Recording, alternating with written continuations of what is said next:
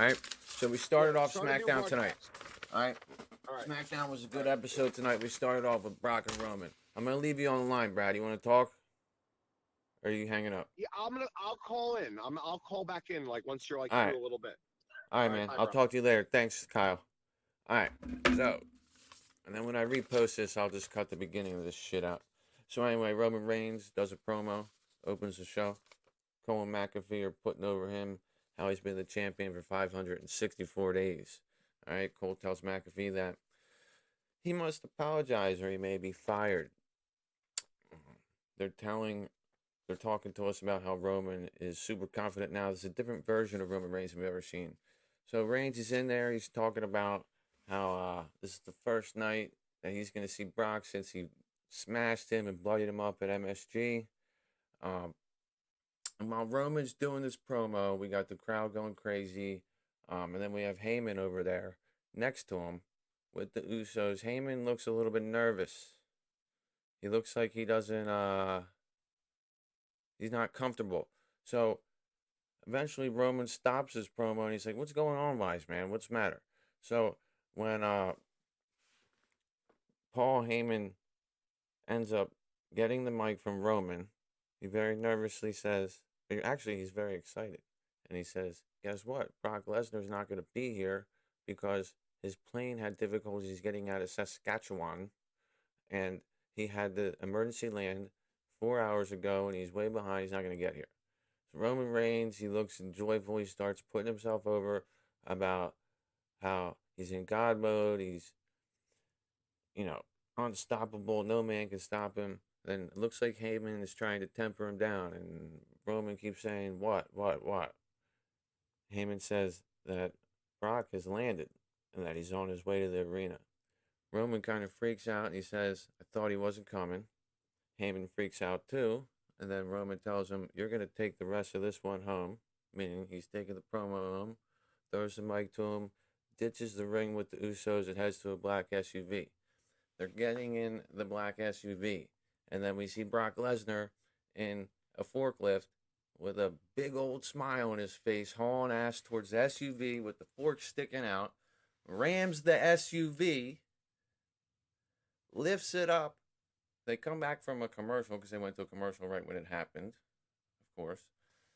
And obviously Roman and the Usos weren't in the SUV when it was getting smashed, but they did show the forklift picking up the truck with their head right next to the forks, which was a good visual. Then they show how Roman and the Usos escaped that SUV, got into another real shitty 1999 Chevrolet Colorado looking SUV. And Brock Lesnar opens up the back door and rips it the hell off of there like a goddamn gorilla. Then he starts heading to the ring with the piece of a truck. So this really showed that Roman's overconfident somewhat, even though we know that he is a beast, and that Brock Lesnar's pissed the hell off about the blood, because when he gets out to the ring, he starts beating the hell out of this freaking car door in the middle of the ring, and then he says, listen, you don't make Brock Lesnar bleed, and you got 2 weeks, Roman Reigns. And then he just drops the freaking mic. And I thought the best part of this segment, or, combination of segments, I guess, to start the show off, was that it was concise, short and sweet, got to the point. It wasn't a freaking mess of bullshit. It was dramatic. Heyman did his job well. The Usos were there, to kind of support Roman as he runs the hell away. They addressed the feud. They built heat. They didn't have to touch each other. Nobody had to put any physical wear and tear on each other. It was just good old-fashioned heat building. And I'm coming after you because you pissed me the hell off. And, that's what we want to see on the wrestling show. We want to see them address a feud, progress a feud, end a feud, whatever. We want to see something going on that makes sense with the feud and with the in-ring action. Otherwise, it's just there. All right? The other thing that I'm going to say that broke just before the show, the PW Insider reported that Cody Rhodes had signed with WWE about 10 to 14 days ago. He does have plans already for WrestleMania. It looks like, according to travel records, he's scheduled to land in Dallas on Sunday of WrestleMania. He has no other plans to go to Raw, house shows, SmackDown, whatever, as of now.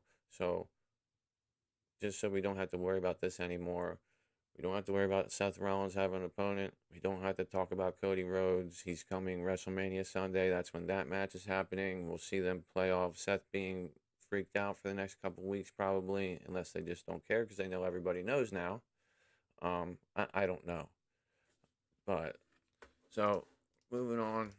Like I say, just to recap that segment, Roman tried to flee in an SUV. Brock Lesnar came after him with a forklift like Stone Cold Steve Austin went after Triple H back in '99 at No Mercy or No Way Out or whichever pay-per-view that was. They fled it. Brock Lesnar ripped off a car door, brought it out to the ring like it was his wrestler for the night, beat the hell out of that. Said he's coming after Roman in 2 weeks. There will be blood. Mic drop. Segment over. All right. That's about it. So we see a package of the Usos, Boogs, Nakamura feud last week starting. All right. Boogs went over Jimmy last week with the Boogs crews establishing some kind of heat between them. So Boogs comes out. He has a big baby face. This is one of the most over entrances I've seen lately. I mean, RK Bro's very over in Raw. There's other things. You know, Becky Lynch is when her music plays, when Brock's shit plays, when this Rick Boogs says, "My name's Rick," and everybody says Boogs, and then the opening guitar riff starts, and Shinsuke comes out like Elastico Man. The place is electric, and I thought that was pretty cool. Got a call coming in here. Hello, you're on the air. Hey, this is Kyle from Detroit. How you doing? Good. How you doing? Good, Kyle. What do you think of the show tonight? I thought it was awesome. Yeah, I thought it was pretty good too. Yeah, I thought it was pretty well rounded. Started hot, ended pretty hot. There's some good matches. There were some good promos. A lot of recaps, of course, but it's pretty typical on the WWE shows. Yeah, they always got to address the casual viewers with the recaps. You know, Yep. I'm a hard. I'll know everything, but if I watch it with my wife, they put those recaps in there just so other people know what the hell's going on. So sometimes it helps because then I don't have to explain everything to the person next to me. But then again, it's pretty fucking annoying to hear the same thing over and over again because they show the same recaps like four weeks in a row. Now, for WrestleMania season, we're gonna see a lot of recaps. That's for sure. Yeah, but the good thing was I thought, and I said this in the whole thing that nobody could fucking hear. I really thought that at least everything they did tonight addressed something that had to do with the WrestleMania match and made it a little bit better and made the feud a little bit stronger. Exactly. What do you think about that? I do feel like they advanced storylines, even if the story itself didn't develop in any way. They kept the heat rolling. They started right off the bat with Roman getting chased out, the Usos getting chased out, and that, like you said, that was just some old school heat building right there. I loved it. I loved Brock's in ring promo afterwards when he carried the door with him all the way to the ring and then proceeded to destroy the door. That was very entertaining, and it looked very real on his face as well. I must say that he's delivering these promos these days. It seems from the heart, and it seems like it's working really well from him. And it's nice to see, especially out of Brock, who has had somebody doing promos for him for such a long time, and now he's out on his own and seems to be doing a great job. Yeah, it was really good. It was short and sweet, but it was intense. He said what he needed to say. He had a lot of emotion to it, and it's nice that both of the guys that are supposed to be in this huge match at WrestleMania are strong enough to talk for themselves. It didn't seem like either one of them had a scripted line. Roman was saying things based off of what the crowd was doing, and it just, but Brock especially was really good tonight. You see anything That else? is true. Well, I enjoy. You were before I called in. You were actually just getting to the Boogs intro, which I always enjoy. And I think if I was there, I'd be on top of that table right next to Pat McAfee, dancing, kicking my legs, and doing air guitar. And that's a good time. I'm a musician myself, so I appreciate when wrestlers bring in a lot of music into their performance. Elias, I miss him, and he's an excellent musician, great guitar player, and everything he's doing is real. And Boogs is the same. I don't know how many interviews you've seen with him talking about it, but he definitely knows what he's doing on the guitar. That's him playing. If anybody is wondering, that is actually him playing the guitar, and you don't have to doubt that. It's not a recording, so he does tear it up, and that's exactly. I'm gonna let you take over because that's what you were talking about before I called in. No, he's impressive, and that was a good match. It was nice and quick. Lotharios are an established tag team. They're not spectacular. Um, I was saying earlier, both of them are in Angel and Umberto during the COVID season when they had a lot of guys out. Umberto had to do a lot of singles work, so I saw him do a lot of it at house shows. He's actually a lot better than just a tag team guy, but he's hitting in that tag team rank right now. But that match was quick. It got things over. Shinsuke got beat up a little bit, and then Boogs came room and cleaned house with some axe handles and gorilla press and the Boogs screws. And that was that. So that was pretty fun, though. Boogs is definitely a rising star in the WWE. Exactly, and I think both Shinsuke and Boogs kind of got over in this match because even though Shinsuke took a lot of the damage, I think he did an excellent job of selling it. I really thought that he was in this match from the beginning to the end. I could see it on his face. He was selling every shot he took from Los Lotharios, who are great wrestlers as well. I love their combo moves they throw. They throw them nice and quick when they get each other tagged in, and that's what you want to see in a tag team, especially when you got a short match. You need to keep the action hot. Boogs doing his power lifts and doing his, mid-air bench presses, always impressing the crowd. Both of them got in their action, and it was excellent. And I liked in the very beginning, Shinsuke did that little move where he was pretending to put something out on the mat, like almost like he was putting a cigarette out. Putting the fire, the Los Lotharios out on the mat. I thought that was really cool, and it was excellent by all four. Yeah, it was a good match. I thought they did a good job. It's nice to see Shinsuke get some action. He was out for a while, hurt. A lot of people were upset. Oh, we're not seeing Shinsuke do this, do that. Well, they got the title off of him, and now he's in the tag team. He seems to be working good with Boogs. We saw them in the commercial again tonight for the Tundra commercial, singing Kumbaya and all that.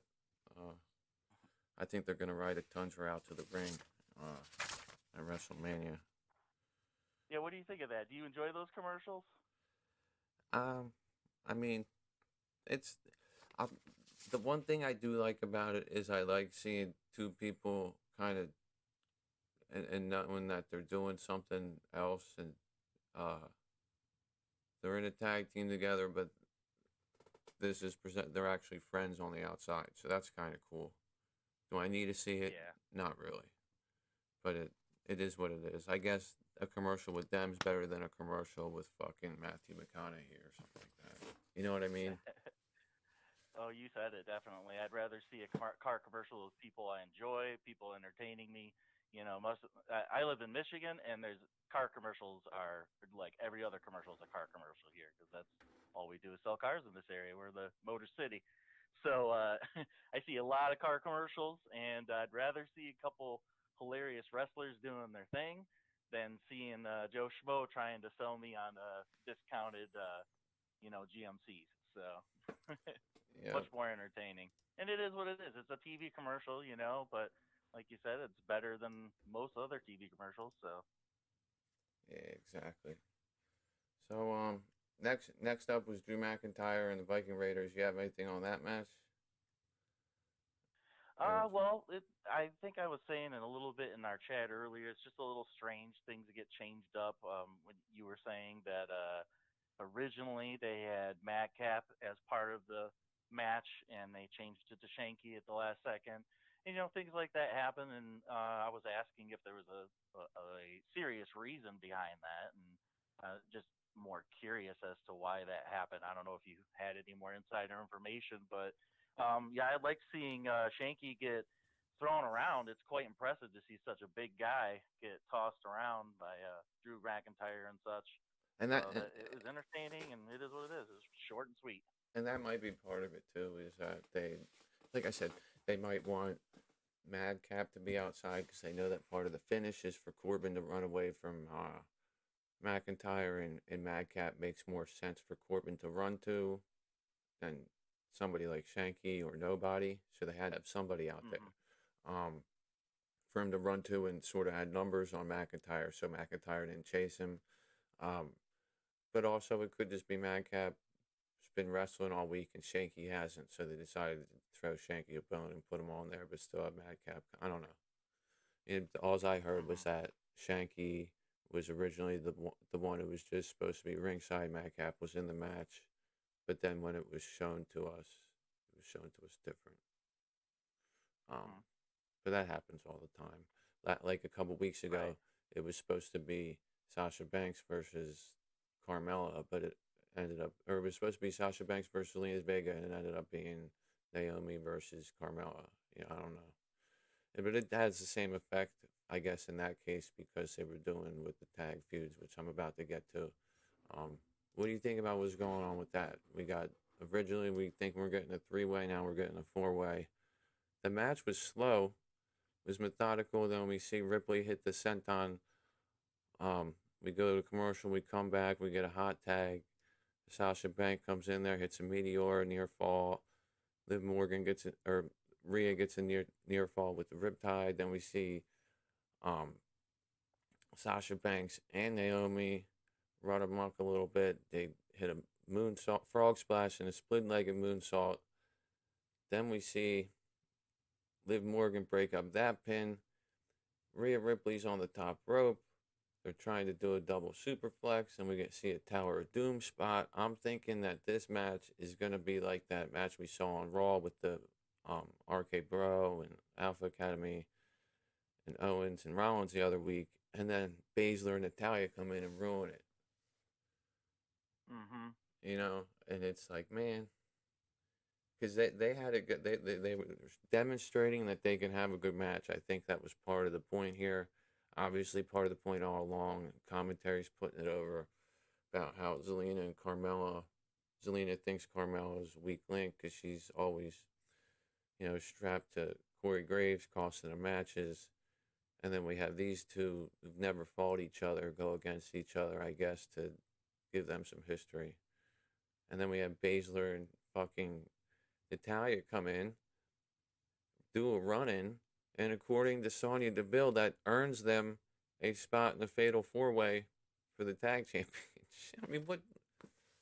I don't care if they're in there. I like Shayna Baszler. I don't really like Natalya that much anymore.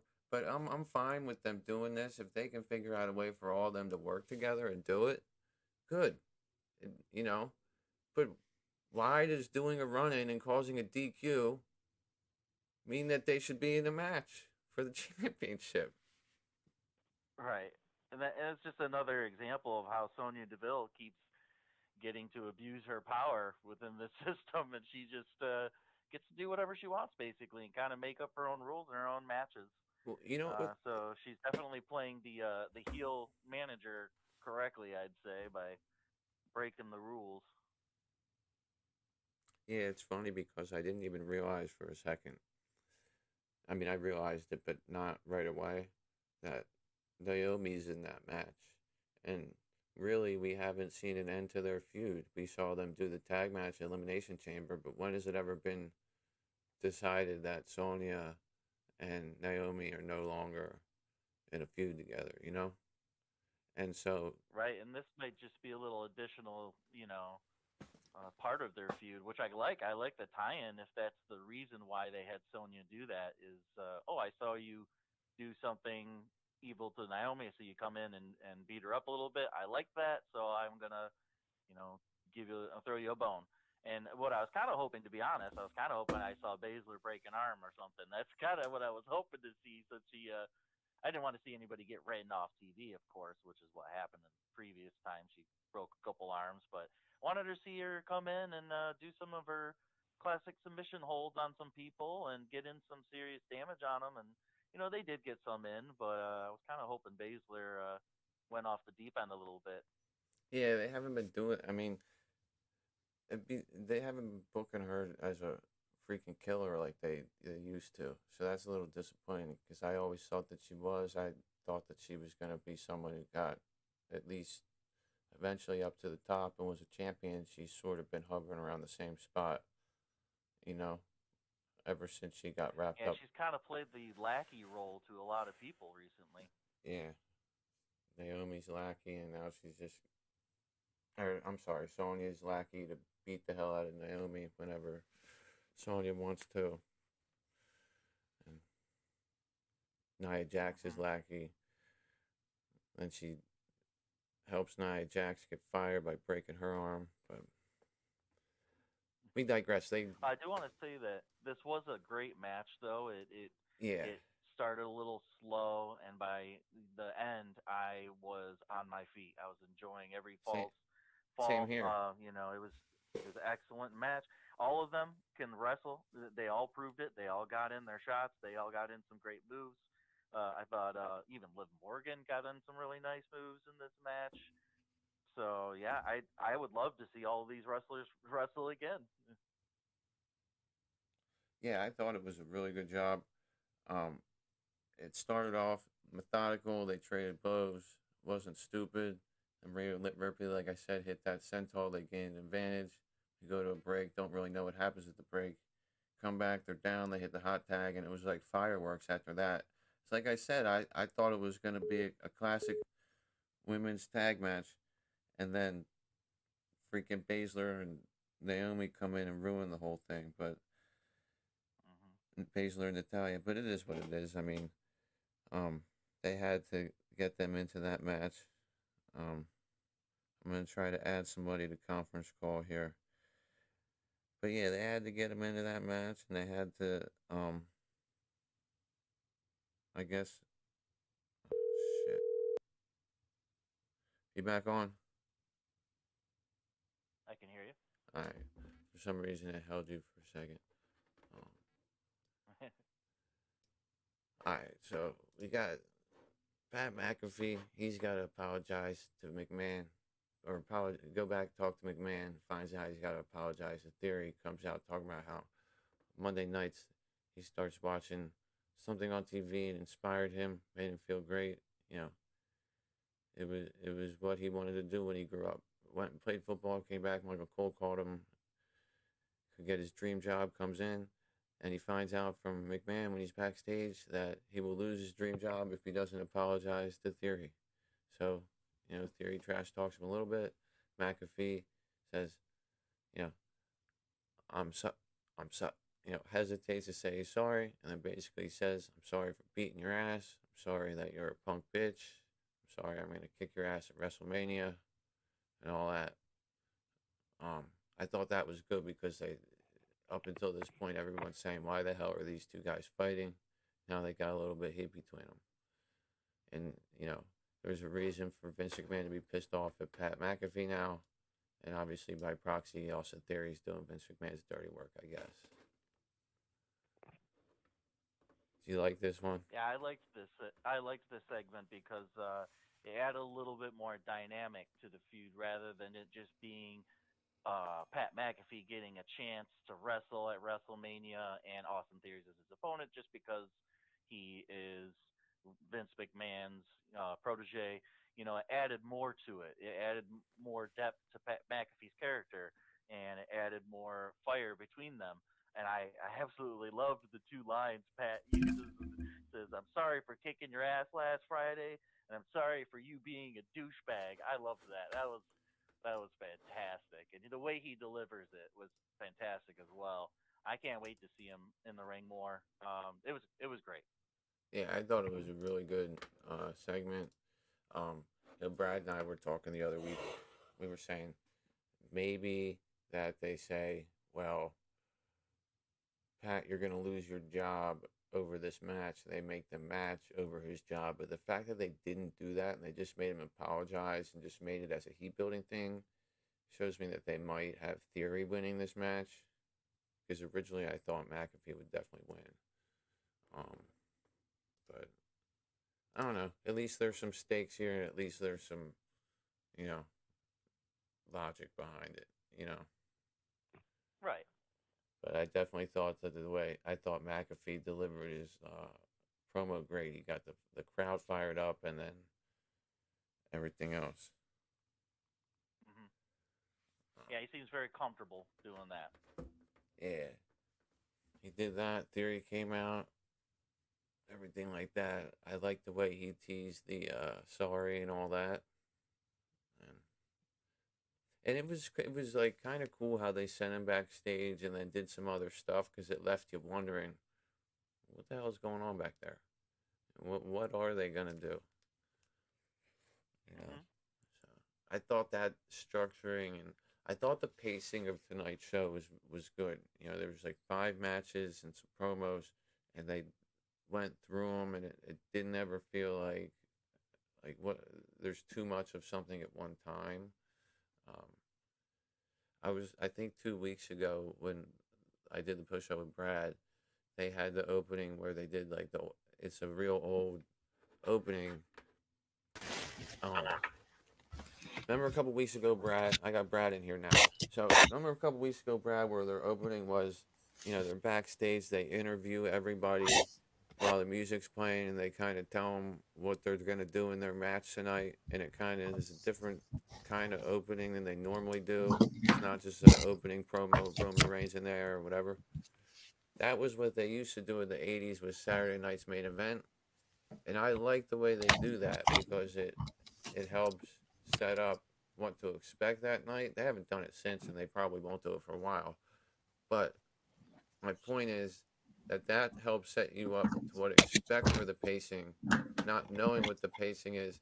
Tonight's show was very good as far as how they paced it, how they had the promo segments, the matches, the segments of recaps, then a match, then a promo, then a recap, maybe back-to-back recaps, but then a Shinsuke Nakamura commercial with Kumbaya. I mean, all this stuff. So I thought that tonight's show was pretty good. I thought that the best part of the show, I was saying with Kyle, they addressed every part of the show, addressed something that had to do with WrestleMania, furthered it, built something on it, and that's what you want to see. You want to see some sort of purpose and feud building in any kind of interaction in wrestling, First of all, Kyle, do you mind staying on with us for a few more minutes? I mean, it's really great to have you. Still there, Kyle? Yeah, I'm still here. Unfortunately, though, I can't hear Brad's voice. You can't hear me. Can you hear me, Matt? I can hear you. Oh, so it doesn't patch through type of thing. Let me try something real quick. Can you hear him now? Hey, let me. You hear me? That's giving me an echo. No, I can't. All right. He can't hear you. All right. I can hear you, though. That sucks. I wish I could talk with Kyle. Well, maybe I'll log out of this, and maybe you can do. somehow call me on a 3-way. Well, Can you hear me, Brad? Yeah, I hear him. I'll tell Kyle what you say, and everybody will be like, "Oh, come on." Saying this. Yeah. We already wasted 45 minutes me fucking talking and nobody hears. Yeah, this is called working out the kinks. But I first of all, Kyle is tremendous. I mean, I wish I could. Can you call me on a conference line, man? Just call me.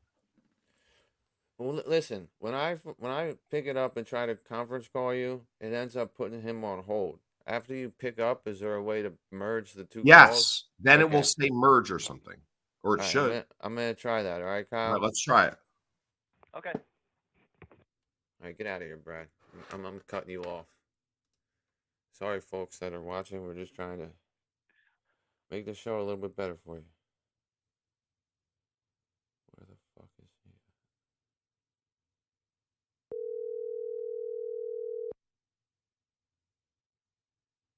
Okay, I'm on. All right, now I'm gonna merge calls. Okay. Yep. Let's go. All right, you guys together now? Yeah, I'm here. I'm here. All right, Awesome. I got Kyle and Brad on the line now. God, Hey, Brad. hey, Kyle, this is tremendous to have this Kyle on. I mean, I didn't realize how articulate you were, man. I thought you were some mouth-breathing Discord guy. You're like a very sharp dude here. Well, I'm just listen, kidding. when you Well, listen isn't that to what we Matt's assume all podcast, wrestling fans are these days?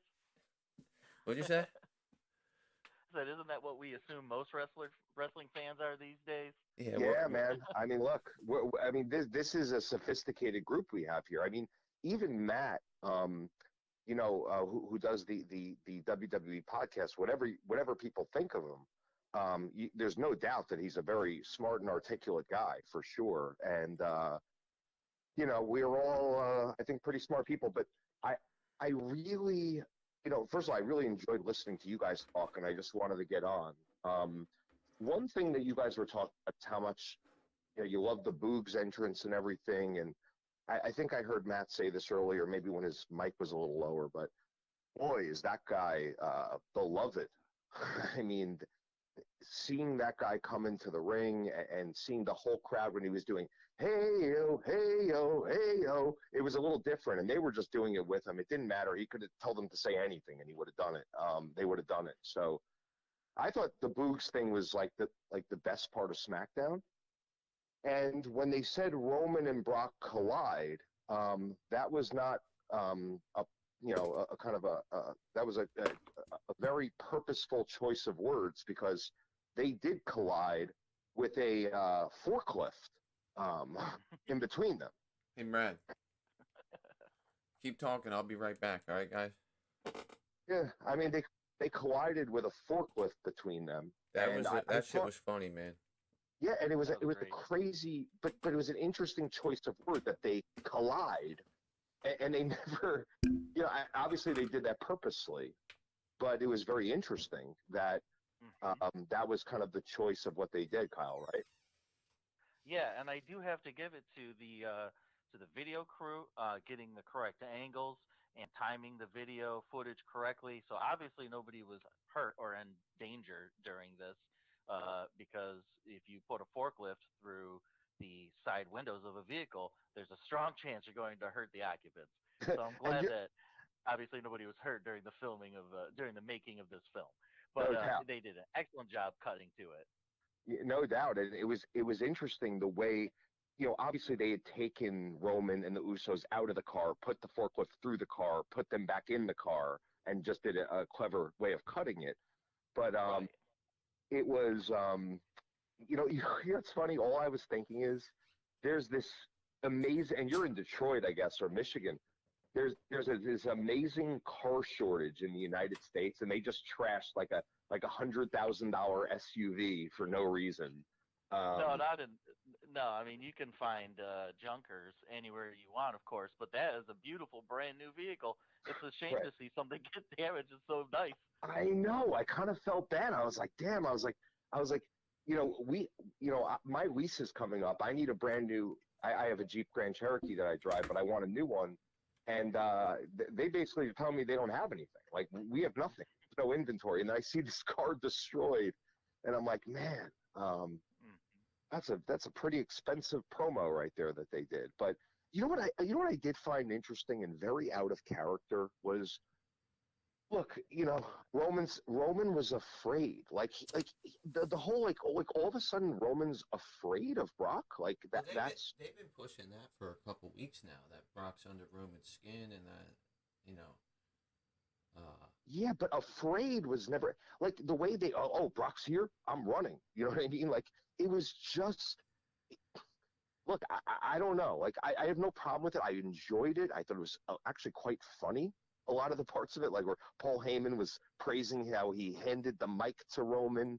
He was happy with himself, you know. He was like smiling, what a pass off. And then, you know, and he's like quivering as Brock's when he finds out Brock's coming in, and you know, Roman told him to kind of shut up. No one wants to hear you talk. Everyone wants to hear me, the tribal chief, and you know, Well, he plays the stooge well, doesn't he? He knows that role inside and out, and he nails it every time. He's genius, a master, absolute man. genius. But you know, like some other things about the episode that, like, I thought that Sasha, Liv Morgan, whatever, Rhea Ripley match was amazing. Like, the crowd was chanting, "This is awesome! This is awesome!" Yeah. Like, They I did that hated- Tower of Doom spot, the same spot that Otis came in and did on that Raw match with It the was men. freaking awesome. And It then was freaking fucking Natalia and Baszler come in there and ruin the whole. But it's like we couldn't have had a pinfall and then they come in at the end and start beating Yeah. everyone up. Can't Sasha and Naomi go over and then they come in and then the champs beat everybody up? Why the hell they had to ruin the whole match? But that's the thing. They wanted to leave us wondering who's really better, you know. Because Who really if would win? Sasha and Naomi go over, then they're burying Morgan. They don't have time to have Morgan and Ripley go up against them on TV again, I don't think. Kyle, do you think Sasha and Naomi are like a shoo-in to win this match? Because I kind of don't. You know, I really think this match is kind of up in the air. It could be anybody's. I know that it seems like They're gonna take the keep straps cycling off it. Rhea through tag teams over and over. So I don't expect Rhea and Liv to be a long-term tag team. So I don't understand why they would put the belt on them. I'd agree with that. Unless they're just trying to, unless they are going to be a long-term team. But I feel like if they're going to be a long-term, then we need some kind of backstory or big connection between them as to why they would be long-term. So I can't see it going to them. Hold on, I don't mean to interrupt you. Let me say this. Yeah. Oh, go right ahead. About those two. About Morgan and Ripley. They're both on Raw.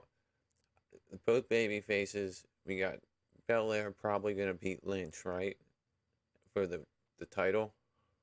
Women's on Raw. Right. And then I would assume Belair's going to turn heel eventually. I don't see them. It's like you said, they're tying Ripley up in these tag teams. They just got her out of one. To put her back in one would seem like a waste. I also think that as much progress as Liv Morgan's made in the ring, I said this in the chat, she doesn't know how to conduct herself in promos or what. I mean, she comes out, Rhea Ripley looks like a goddamn dominatrix that would, the pyro goes off. I'm scared of her, she'd kick my ass. Liv Morgan looks like a freaking 5th grader at the 4th of July when the pyro went off. But can I put, and that's a good point. Can I just play devil's advocate for 1 second? Because if you notice tonight, they said the name of the team is Live Brutality. What was it? Watch My Brutality, like Watch Me from Liv Morgan, Live or My Brutality. Live My Brutality. It was right. Live with brutality. It was something like that, right? So, like, obviously they're like teaming them up more. And to be honest with you, like the way Liv was kind of dressed tonight and the way Rhea looked, like they didn't really look like good guys to me. They looked like bad guys to me. Well, that's how Rhea always is dressed like that, though. Liv. It was darker tonight, man. Yes, I saw it too, and I guess they had to do that to contrast them against the glow, no pun intended, of Sasha and Naomi. But they did look different. It gets weird. You have the hand. Well, then you also have, the tag team champs on the outside being Zelina and Carmella, who have a totally different look, where their look is more, trying to be the prettiest woman in wrestling. They both kind of have that physical look to them. So, each team is finding their own niche, their own corner as far as the look goes. I like that Liv's, gear is more towards Rhea's gear, and I like that during Rhea's intro today, when she did the stomp, Liv did the stomp. But I just have to point out that Liv needs to maintain her own emotions during a wrestling and keep them in check and disconnect them from what her character's emotions are, because if you're supposed to be this tag team with Rhea who rips faces off, then I need to see that out of your character as well. I need to see you wanting to rip people's faces off, and you do that stomp. That's an Not, excellent I do a analysis. stomp, and I have a smile on my face. Yeah, very good point. she's gonna live with brutality. Let's see it. Let's not see somebody who's afraid of fucking fireworks. You know what I'm saying? Exactly. And I mean, and I know I'm just, I'm picking on her with the fireworks thing, but every promo I've ever seen with Liv Morgan, and the reason why I didn't buy her as a competent competitor with Becky Lynch, which she proved to be in the ring, but Becky Lynch buried her in promos. And over time, you got to learn how to talk without things being And I think we scripted can for agree you. we've seen a lot of gains from her recently. Yeah, Liv has really improved a lot of elements of herself, except for the promos. yeah, she's definitely but got. guys, I didn't buy Liv- her as a champion in the ring at first, and then it was like, whoa, she can actually hang on in a match. But then she would cut these promos and start, people in the road, they would have to crop her out of the crowd because somebody in the crowd was fucking with her. Someone that liked Becky was messing with her, and she couldn't get through a promo, and they would crop these people out. But then it would just be her on screen. They should have left the people in there so it would look like there's a reason why she's messing her promo up. But she seems nervous and she seems disingenuous with the things she says. Even when she says, we're live brutality or whatever the hell they are. And I know she didn't say that tonight, Michael Cole did. But she said it, I think, at some point a couple weeks ago. I don't see anything brutal about her. no, maybe I'm obviously going to be in the minority here and probably everywhere, but there was a point prior to day one where I was like, you know what?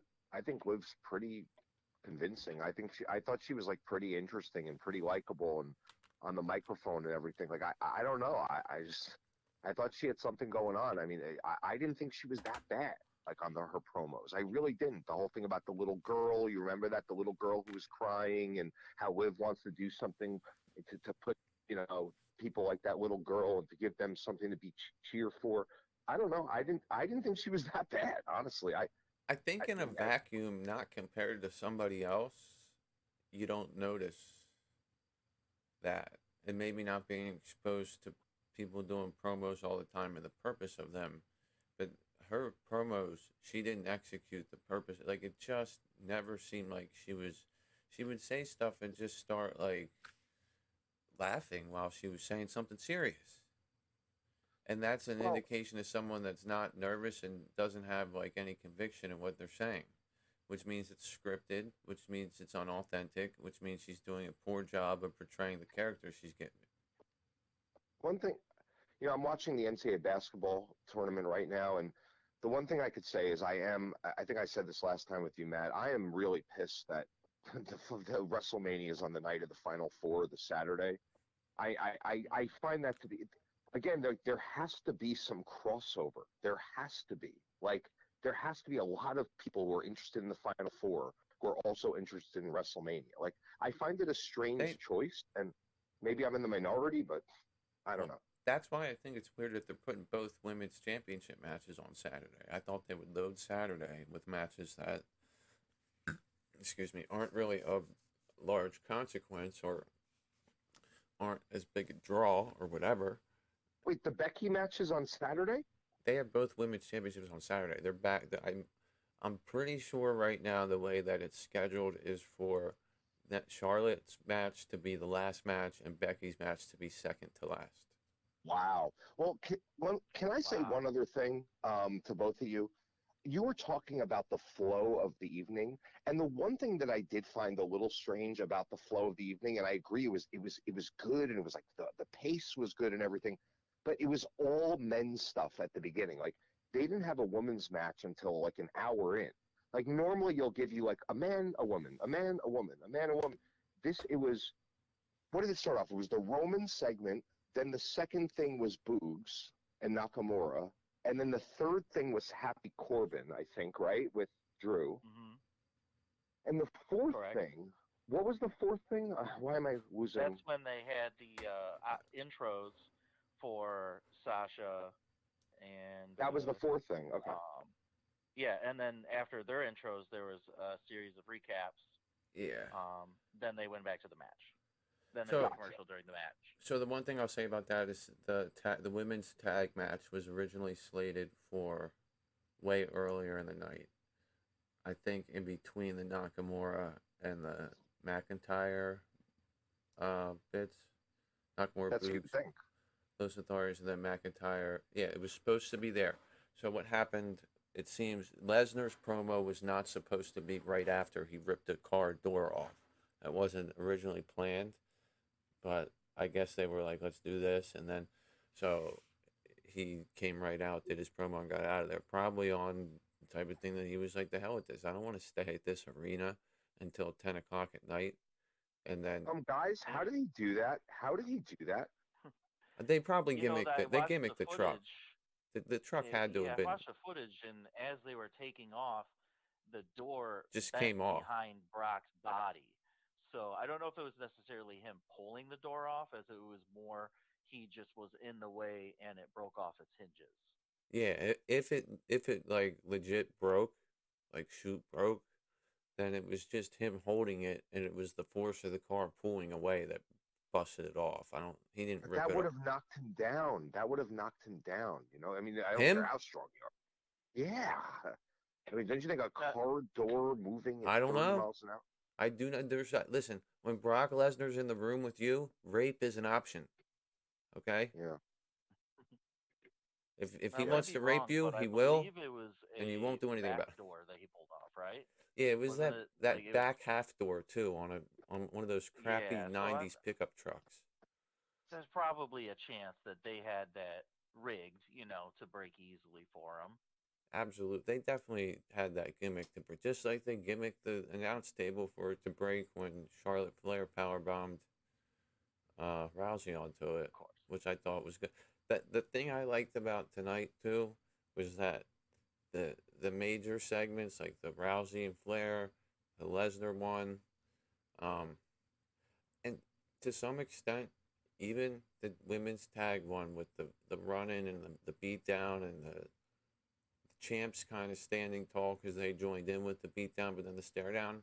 That's all crap that we used to see in the Attitude Era all the time. Like ridiculous stunts like that legitimately like draw emotion out of you and make you feel something different and make it more interesting. Like sometimes a DQ isn't a bad thing. In fact, now that I talked it out, it made sense for them to DQ that match because it makes it more unpredictable at who's going to win that fatal four-way. Now we got a whole mess of freaking women's tag teams.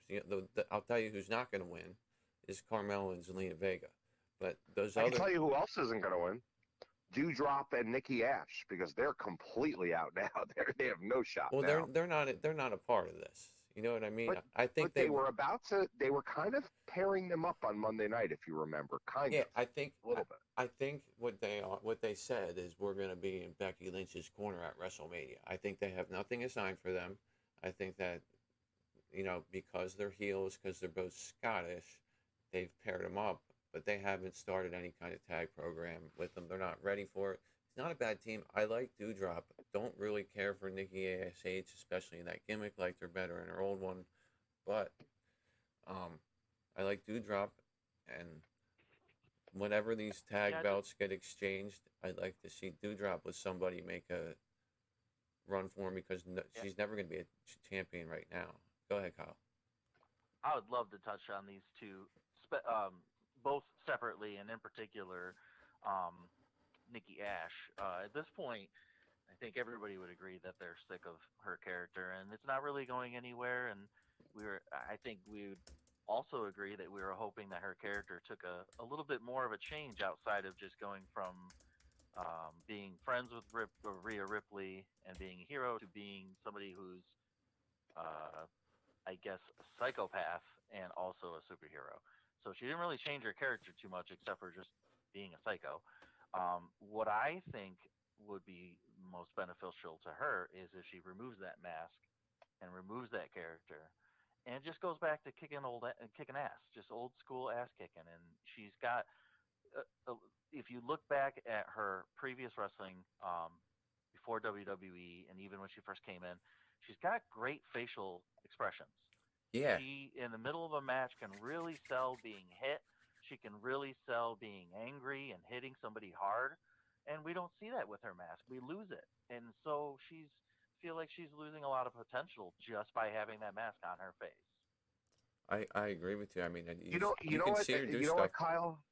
Yeah. Kyle, you're right. Like, look, the best thing that she could possibly do would be like in the ring one night on Raw or something, and say, "I'm showing you the real Nikki," and she just takes off that right in the ring, you know, like not just like one Right. night she just doesn't have it on, but she like takes off the superhero cape and she rips off the mask and she has her real face there. And Like she that goes was gonna be back. dramatic. She goes back to being that character she was before, the unstable female, which is kind of I don't know if that's the right way to put it or politically correct or whatever, but a Oh, woman who sort of just she was a woman who would just go berserk. You know what I mean? And she kind of wasn't well And that would make kept. more sense for her current character too. Yeah, and they would have her hair kind of not.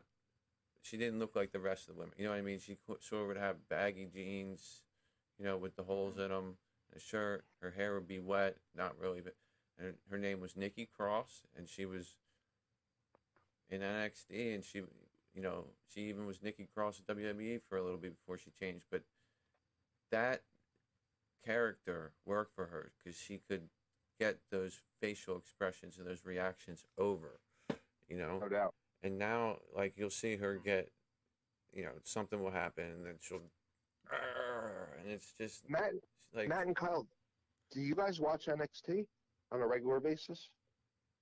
yeah, I do try to keep up with it. Yes. I keep up with it. I don't always watch it live though, but I'll make sure Right. I know what happened, and if I miss it, and I'm like, and there's any kind of match that anybody's talking about, I'll watch that match. So I got to yeah, tell you that this guy LA Knight is incredible, incredibly dynamic. Like he's more Excellent promo. dynamic. Excellent. Did you see his promo this past Tuesday with the Miz and Dolph Ziggler and him? It was awesome. Unbelievable. Like as good as anyone other than Seth, Roman Reigns. Like literally up there, like at that level. That's how good it was. Mhm. Like I really hope that this guy comes up to the main roster. I think he's like 38 years old. He's not a young kid, you know. they have Did plans to he call give him up. him the line? If I'm correct me if I'm wrong, but did he give him the line of "I'm not a superstar, I'm a megastar"? Or was that somebody else? That was him, and that's what he did, and it was so good. Like it was. Oh my God, was it good? Oh Yeah. my. Yep, I'm not a There's super. a I'm a little bit of megastar. an undercurrent of there's a lot of conversation between different wrestling companies between what are we making superstars, are we making professional wrestlers, are we making what are we producing out of our companies. There's a little bit of that underlining tone in that promotion as well, delivered from him, and I actually liked that as well. I think he has got everything, like everything. The in ring, the out of ring, the likability, the intensity, like everything, man. He is fantastic. And he's someone that, what's weird? Can I ask you guys a question? Obviously unrelated, but why do all these NXT guys always come up to Raw? Why does not one of them come to SmackDown? Well, Butch just came to SmackDown. Well, I guess that's true. I'm sorry. Yes, Rich Holland came up to SmackDown. What do you mean? And Xia Li. You're right. Xia Li came up to SmackDown. Yeah, come on, man. I think it might just be the way that they're brought in. I think SmackDown being 2 hours and Raw being 3 hours, you'll see in SmackDown, like for Butch example, you get him as just an additional character. He's introduced real quick. He doesn't even get mic time. He's just there, on the side of the ring for a match. Whereas Raw, I think when they come in with Raw, they can take a little bit more time to give them a promo, give them a match, development. rub them That against just somebody. Might be a result of that. Yeah, I was wrong think about that's that. actually. I was wrong. I think that's a really good take on that, because the other thing about and the thing I'll say about Butch is that they've kind of done what they've set out to do with him. He's come off as the little freaking bruiser that is such an asshole that even Sheamus can't control him. And what did you guys catch? What was that Kofi Kingston threw at I didn't Kane? see that. You But the mentioned it, cane but was I it didn't see Sheamus's it. cane? he threw a cane that far? It looks like something small. Looked like Sheamus's cane. I thought. Well, Yeah, regardless, doesn't he bring like a little club or something to the ring with them? yeah, he's always got a cane. Holland's always got a freaking billy club or something like. Holland usually has, and Holland has a mask. Sometimes he doesn't have a mask. Other times he wrestles without it. That I don't understand. Maybe he thought the mask is why he messed Big E up last week, which is another thing. Before this match, they play, oh, Holland injured Big E last week, and now Kofi's going to face him to stand up for his friend. And it makes it sound like Kofi's going to kick Rich Holland's ass for injuring his friend. But instead, he's outnumbered 3-1. The second he gets the upper hand, his two opponents get on the top rope. They get thrown out.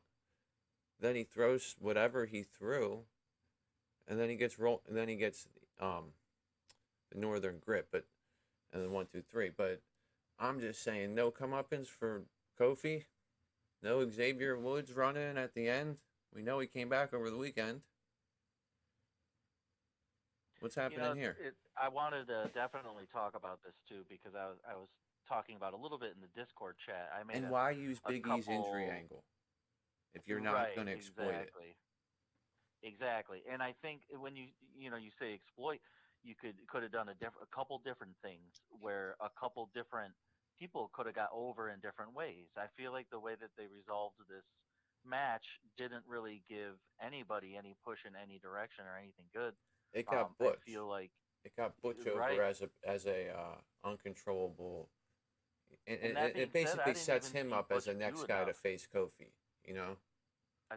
I feel like they could have gave Butch a little bit more room, and this is how I feel: is if you're going to go the angle of we're going to have Butch attack or look angry or uncontrollable, then have him go all out. Have him beat Kofi so bad that not one person in that audience does not hate Butch by the time they leave. They should have gone that if they wanted to go this route. It seems like they're setting up a Butch versus Kofi match, maybe, in which case Kofi's small enough for Butch to work with him and sort of show off some of the things he can do. But I'm agreeing with you. Let him beat the shit out of him and let him at least do his finish. And then let him keep beating the shit out of him. And then Sheamus say, hey, that's enough. Because how many times have we seen guys just run in and hit a guy a couple times and do their finish? That's no big deal. So why is Sheamus holding him back just for running down there? I mean, I understand the refs threw him out, so maybe that's part of it. Yeah, but it was weird when Butch started beating him up. Like, first of all, Butch wanted to get in there in the ring, and the refs just, like, even though the match is over, the refs just, like, standing over Kofi, like, stop, and kind of, like, holding him back. Now, obviously, that was part of it. They're not supposed to beat each other up after matches. That is kind of not something they're supposed to do. Yeah, but how many times do you see it happen, and no one does a damn thing about it? I mean, well, if it gets out of hand, each other eventually with chairs and sticks, yeah. No, but I get it. Becky destroyed Bianca's throat. Yeah. After a match last Monday. So. No, I get it, but I'm just saying. You're not supposed to do a lot of things. He had ejected them from ringside, so maybe the thought process is if you're ejected from ringside, you shouldn't be coming down before, during, or after the match. Yeah, it's quite funny to me, just like, well, what the rules are and what the rules aren't. But that's part of the whole thing, which makes it enjoyable. Listen, Brad, never apply logic to illogical situations. Okay. Right, exactly. Like he'll go a long way. Yeah, exactly. People enter with music in the middle of a match, like it's like they're totally supposed to be there, and then but Butch can't get an extra shot on Kofi Kingston when he wants to after the match, whatever. But what is the angle on this? Like now, because Kofi's coming in like he's New Day and New Day rocks and everything, and literally it's just him. Like he should have come into his old theme song, which was that SOS, that great song, SOS. I don't know if you guys remember that. Maybe they put Kofi against whoever next week, and then we get Woods running, and then we get a call out for a WrestleMania match. Because Woods is healthy now. He can go, I think. Unless he just came And back. that's what I was going. expecting was a Woods run-in today, but it didn't Me happen. too. Yeah. Yeah, But- I was expecting that also. But the thing is, Vince knows what we're expecting and fucks with us and does other shit just because he's like, you know what? They know. So I'm not going to do that because they think they know. Well, I'll show them. Yeah, but you're right, Matt, and that's a perfect like segue into what I think is the next thing, which is Charlotte. I would love to let's see move the on. match end with Charlotte keeping her championship. I would love it. I Well, think it would be totally unexpected. I would love it because I can't stand Ronda Rousey. I can't stand looking at her. I can't stand hearing her cut her promos. I think she's boring. She sounds like a robot. Charlotte Flair Kyle, Matt, has is saved there?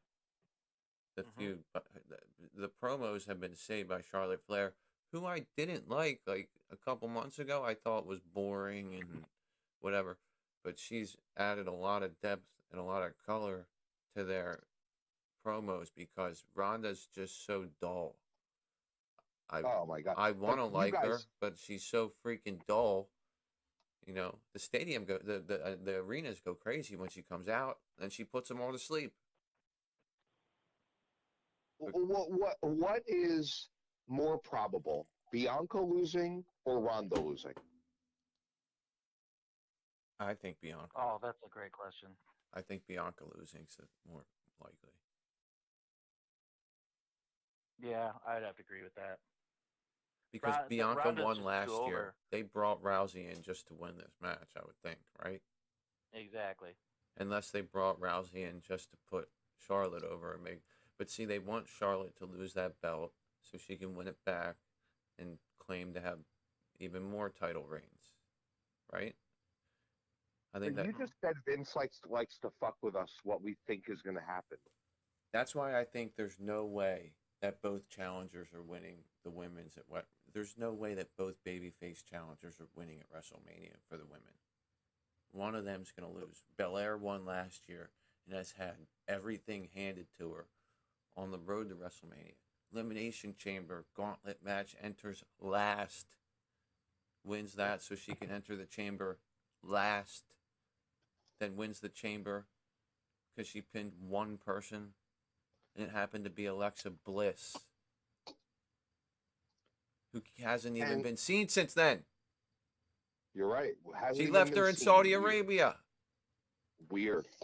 Very weird. Maybe she I went thought back to Alexa- that terrible psychiatrist and is getting terrible advice from him again. Who knows?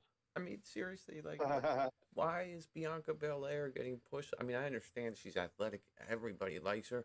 She's cocky. And that's why they may give her the belt, build her a little bit, and turn her heel, because she's such a strong baby face right now that the WWE's Vince and Bruce Pritchard, they love to say the bigger the baby face, the bigger the heel. And in turn, if they're building a heel, the bigger the heel, bigger baby face. So they like to get people where you really freaking hate them and then turn them. Because the more you hate somebody, the more you're going to love somebody when they turn good. Right? Maybe. Mm-hmm. So, but anyway, I'm digressing because to me, Bianca, with the coming down and swinging the hair, just the way she talks, I mean, I think Brad was saying this to me the other day. Imagine going to work and somebody saying, yeah, I'm the best, I'm the greatest, I'm the fastest, I'm the strongest, I'm the toughest, EST this, I'm the EST of this place, wherever you work at. Wouldn't that be freaking annoying? And wouldn't you want to punch that person in the mouth? And isn't that a heel stuff? Totally. And so then my question would be, how do you get her to a heel as far as feud wise? Who is she going to feud with that turns her to a heel and is, her opponent? I guess, assuming she wins, unless they turn Becky back, which is very easy to do.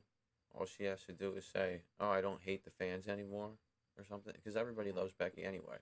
She's the definition of a tweener right now. Yeah, I mean, but the reason why they did this stuff with her is because Bianca Belair was babyface. They wanted Becky to take the belt and then play a heel all throughout this time leading up to WrestleMania and build up all their other characters as a heel champion. And she's done a good job of that. Like I say, Liv Morgan has become better. A lot of that started with Becky Lynch working with her. Doudrop. So I mean, so all then these if you people. were following that, do you think that that's what people would want is a role reversal, but still the same two opponents? Because we've seen Bianca and we've seen Becky feud for a long time, and this is supposed No. to be the That's I finale. don't. People don't want It it would be now. the same thing, but just role reversal. People don't want it now. People were like, "Well, Belair won last year. She should be a heel, and she shouldn't win again. Yes, Becky's annoying as a heel, but like, why would you have somebody win 2 years in a row like that? Unless it's Triple H who freaking decides all this stuff anyway. You know what I mean? Like, so let's just say Belair wins. Then somebody like Rhea Ripley goes up against her, who's a babyface, and then whatchamacallit, Belair turns heel. Maybe she turns on the crowd like Damian Priest and Edge did. There's a lot of different ways to do it. Well, guys, But I think we she saw. just says you got say the same thing. Every time every time Becky's music came on, everybody stood up. When my stuff came on, you guys would like me, but not as much as her. And she's sitting here throwing me into the freaking ring post with a chair wrapped around my head. So I guess there's room for something. Okay, I mean, we saw Hulk Hogan. Do you guys know the story of Hulk Hogan turning heel? You guys know it, right? At that beach, Back to the Beach pay-per-view. You guys know it, right? Yeah. I do not. I'm sorry. It's so what happened. Hulk Hogan's the most popular. The kids love him. The Hulkamaniacs, eat your vegetables. All that stuff. And he comes out at this pay-per-view, and it was Macho Man Randy Savage, and it was Scott Hall, ironically, who obviously we know, and as Razor Ramon and Kevin Nash, and Macho Man's laying on the floor after the match on the ring in the ring, and Hulk Hogan just comes out, and you think he's gonna just save Macho Man, and he just does a leg drop to Macho Man, and the announcers start going, "What are we seeing? Why is he doing this? Why is this happening?" And then it turns out Hulk Hogan takes the microphone. He goes, "You know why I'm aligning with these guys? It's because they're the future of wrestling." He goes, "And all you, who doubt that they're the future of wrestling, you need to see it, and you don't know anything, and screw the Hulkamaniacs. I've been, all this stuff." So I could see beyond. Look, I think my point is that after WrestleMania, there was a leak that showed some pictures from the setup of WrestleMania or what they were planning on setting up, and it had a brand new championship belt. And it looks like the WWE Championship, but it has a blue stripe, I guess, to represent the Universal Championship instead of like a red stripe, I think now. So it kind of like combines both belts. Where the hell? Where's the stripe? You mean like the stripe is underneath? Like, how right now the championship that Brock Lesnar has, it has gold and then it has a red stripe underneath it. It's like a swoosh almost. Oh, okay. So that part of the WWE logo is blue. No, there's the underneath it. There's the swoosh underneath of it is red now. It's going to be blue for the WWE Championship when they combine the belts. Maybe that's just for a SmackDown specific belt. It might be. I really don't know, but it's also gold. Whatever. There was a leak of it, whatever. It doesn't matter. But my point is, like, after WrestleMania, you're going to probably see a lot of brand merging. Like, you're still going to have two shows, but you're going to have Charlotte on Raw and Roman on Raw, and you're going to have Kevin Owens on SmackDown, and you're going to have, all different stuff. Bianca on SmackDown. And I could see, you know, Bianca saying, I'm aligning with Charlotte Flair and we're the this, and, you know, or something where she aligns herself with someone I, so heinous and I want to so talk about that for a despicable. second. I want to talk about the brand stuff for a Let's go. second. Yeah. Um, I the brand split is not what it used to be. They're not feuding brands anymore. And at least that's my take on it. The purpose of the brand is to have a set of superstars with a travel schedule here and a set of superstars with a travel schedule here. Different writing team for this show than this show. Different announcers for this show than that show. Different networks, whatever.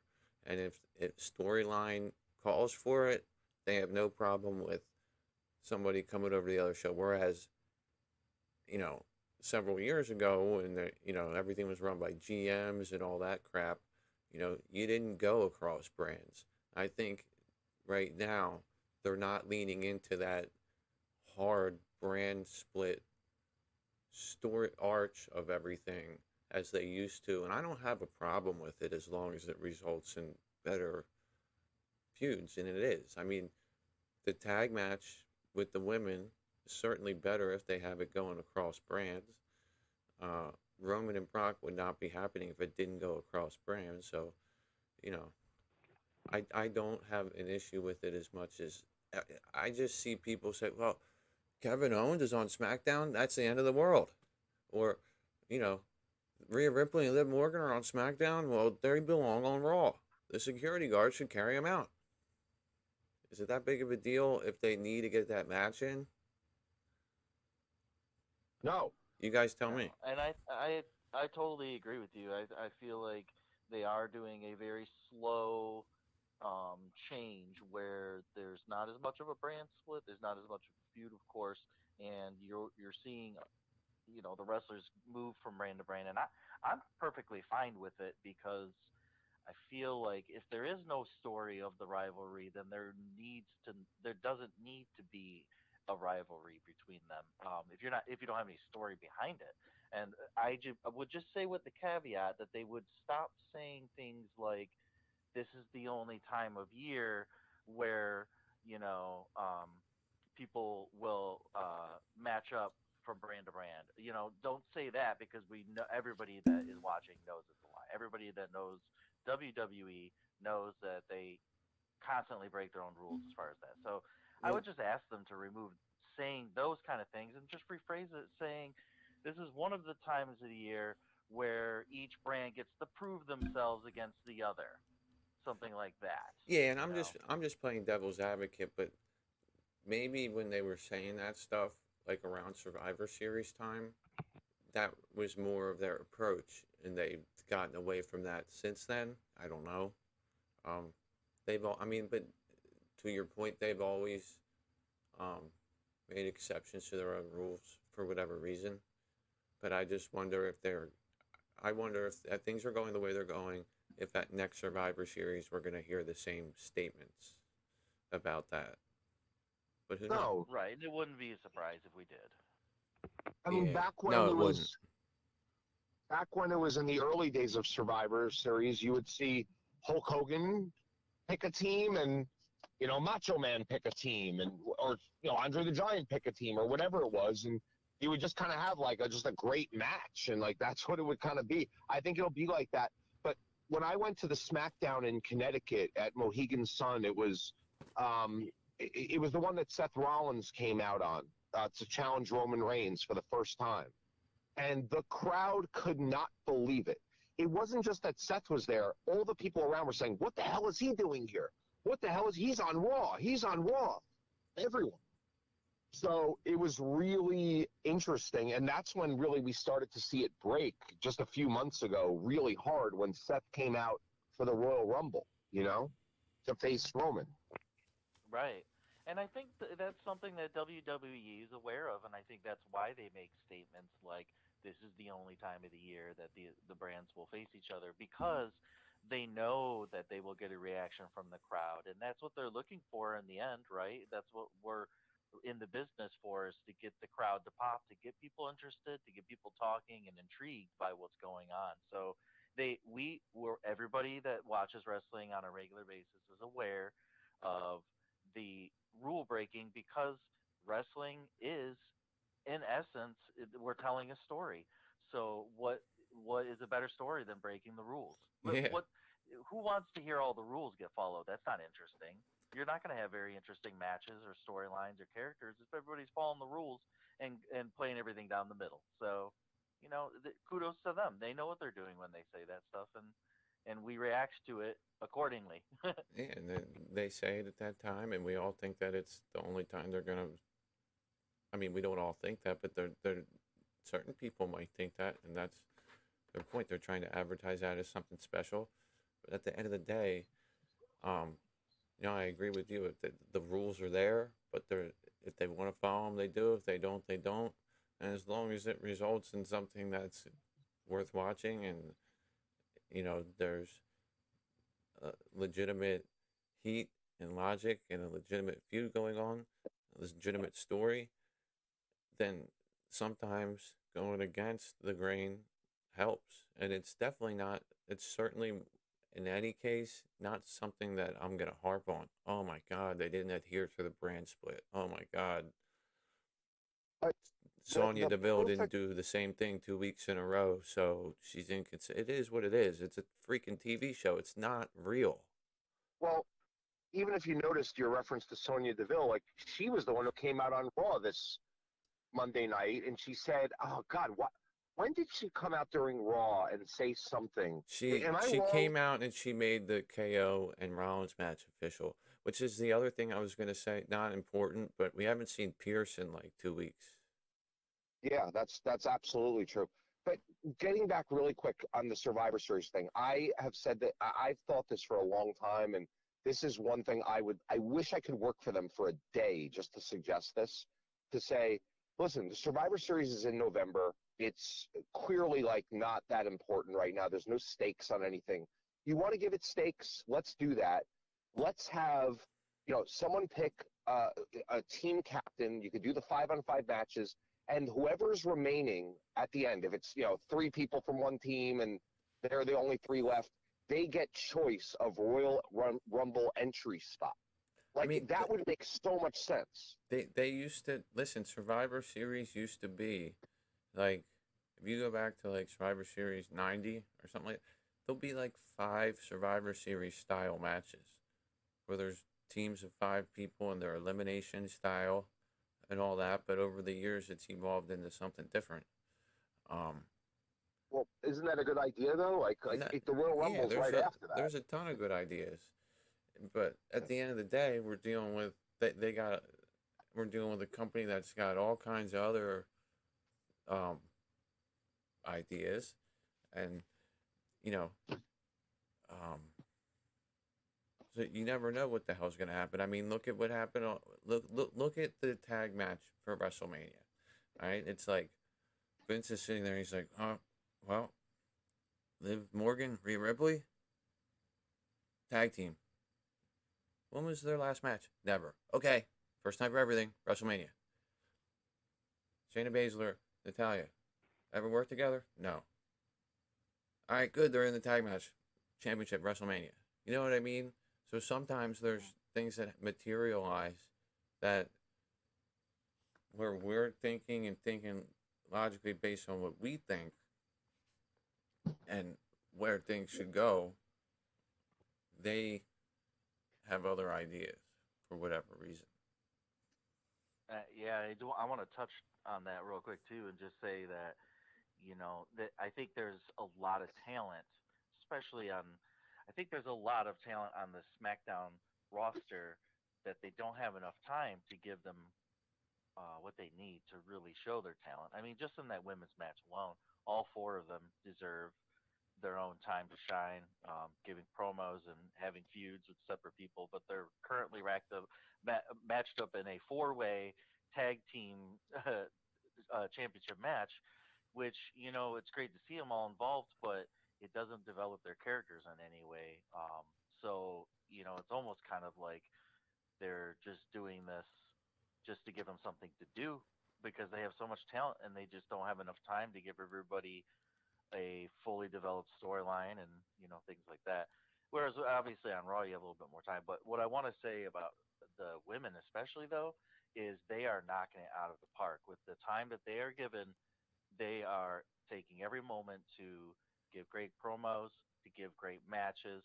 I really honestly think that the women are doing a better job with the time given to them that the men are right now, over the entire WWE. And I just want to like, if any of them are listening to this show at any point, I'd love them for them to know that they are doing a fantastic job, and I am I enjoying say that every all the single time. night. I always say I think that the women potentially outperform the women, especially or the women potentially outperform the men on a consistent basis, especially like when you have matches like a Becky Lynch match or any people, like it's just very fluid. Even Charlotte Flair is very good, and her matches are really good.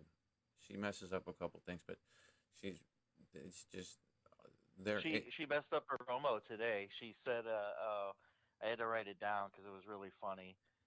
Oh, she said, "I've said it before and I've said it again." And it's like, no, yeah. I've said it before and I'll say it again. And I thought that was interesting. I caught her saying that, and she just, like a professional, moved right past it like nobody knew. Yeah. It's like when people say cool, calm, and collective, and it's cool, calm, and collected. Or people say nip it in the butt, and it's nip it in the bud, you know? Yeah, but and she it was probably good. wasn't her just missaying the phrase or not knowing the phrase. I think she just was a slip up in the middle of a promo, and I don't know if you guys noticed it, but she did such a good job of not making it obvious and just moving on from it. Yeah, I she just wrote it down as soon as I heard it. she carried right on. She played off the crowd a little bit. You know what I mean? She let them yell at her, and you didn't tap out. And she said, and then she got a little bit more heated as a result of that. I thought I think this weekend, last week, she's really improved. I thought her and Ronda Rousey had been boring up until last week or something, maybe the week before, but it's got a little more interesting now. I think with the parking lot thing and the couple because Rousey was cutting the promo last week, and then Charlotte came out and interrupted her, and Charlotte really took it to another level when she came out. Man, that Becky thing against Bianca was violent, man. Like I didn't even want to show my kids that segment, honestly. Like it was bad. The part of the legs of the chair broke, as they bent and broke on the pole, and it looked horrible, very violent. That's for sure. Very violent. I didn't want to show my kids that. I'm like, yeah, Bianca got beaten up really bad by Becky. And my daughter's like, oh, I want to see it. I was like, nah. I was like, I'm not going to show it to you. You'll just know. You'll probably see it again in some clip somewhere, but she got really beaten up. Like, that's all you need to know. And I do think they're going to cut off Bianca's braid. There's too much going on with the hair.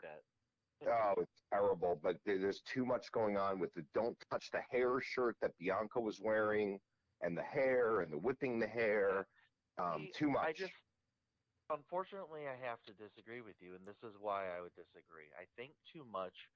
Well, now you got me second guessing my thoughts originally, because this question has come up with cutting off her hair, and I've thought about it. But my original thought was no, because there's too much of her character wrapped up in that hair. Her intro, when she gets up into the ring, she's flinging around a certain way. It's part of her whole ring entrance, and she does moves with it. It's so embedded in her current character that's the reason I thought no, they cannot do that. But now, from our previous conversation of you guys talking about her possibly switching to heel, that is definitely a springboard into switching her character to a heel. One, she could get payback on whatever face it is that cuts her hair, Becky Lynch, if we want to switch her back to a face. Yeah. Although cutting off hair is a heel move. But if you're switching Becky to a face and she cuts off Belair's hair, well, that's definitely Belair's reason to run rampant on the rest of the faces and try to get her payback as a heel. So now you got me second guessing when I was thinking about cutting her hair off. or maybe you have Matt had said maybe Nikki Ash and Doudrop are in her corner. Maybe you have like a Doudrop do it while Nikki Ash holds her after the match or something weird like that. You know what I mean? Like it might not even be Becky that does it, but I mean, look, who knows? Maybe Bianca in her own personal life is saying, you know what? I'm sick of this damn braid. I have to mess with Yeah, it all. that's So the much kind of stuff you maintenance. I don't never want it. know. You never know if Yeah. she's gone to management That's and true. been like, "Listen, I'm You'll tired never of this know that. thing. Can you find a way to write it out of my character?" You know what I mean? I Eh, want to get rid of it anyway, so let's work it into a storyline. Women cut their hair all the time, you know. Mhm. I Yeah, mean but that Yeah. thing, it's gonna be a political thing too. I mean, I hope not, yeah. but People be I like, think "Oh, a they black could have." woman's hair and a white person cutting it, and I could see it, but Back in the it's also day, WWE, and they know that they're all friends in real life and yeah, whatever. But back in the day, Undertaker went away, and then he was hurt. He got surgery. Vince called him, said, "I need you in New York for like sign autographs." And he's like, "I cut my hair." And Vince is like, "Why the hell did you do that?" So he had to come back with short hair to do the autographs. People got pictures of him, and that's why he came back as the American Badass character, because he had shaved his head and looked different and was seen in public. So he was like, "Oh shit, I got to change my gimmick for a couple years." Plus, he felt as the American Badass, he could cut promos better at a time where people like The Rock and Stone Cold were just eating him alive, talking about Mickey Mouse tattoos and stuff like that, and just so he needed an ability to use the microphone. He couldn't really do that as the Dead Man, so that's why he did the American Badass. But it all started with Right. him getting his hair cut, like while he was taking time off. But like I And who said, was people it could. that got their haircut after a match? She lost a match. It was like Jarrett did. early 2000s. Jeff Jarrett did. Um, Molly it was Holly. a woman. Molly Holly. Yeah, Holly. That's it. Yeah, that's what I was thinking of. and didn't Trump Um, cut Vince McMahon's hair? Yeah. yeah. Well, I don't think. Yeah, Trump did cut it. They didn't fight each other. They had someone else fight for them. Whoever was fighting for Trump won. I think he had Lashley fighting for him, and Lashley won. And then they cut Vince's hair. Then Vince did the limousine explosion thing to write himself off TV. Yeah, talking about destroying cars, right? Yeah, but that was cool. Pouring That was a cement in a great way to. Corvette. That was a awesome way to open the show.